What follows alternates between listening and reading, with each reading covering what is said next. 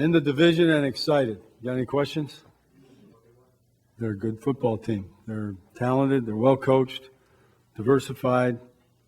Well, I think as always, it's particularly when you face a defense such as the Philadelphia Eagle defense, it's a recognition thing, a decisiveness, an accuracy, a communication situation because we will be on the road in a noisy and hostile environment. So all of these things come into play. Obviously the playmaking aspect of it has to be first and foremost.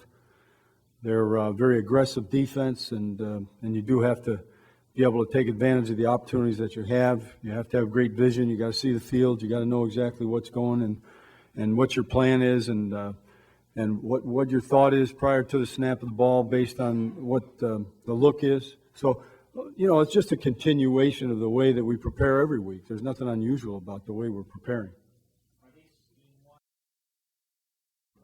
No, there wasn't a recognition thing.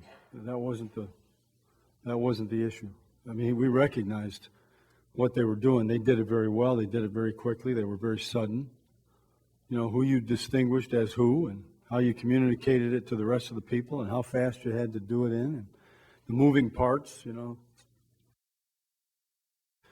They run the Wildcat formation with him at that spot, with Jackson at that spot, with McCoy, with Westbrook. They have quite an extended, it depends on how they dial it up this week. He's made outstanding progress and contributed pretty much game in and game out. And there certainly is more to go, refinement, detail work, that type of thing. But, when given opportunities, he's performed.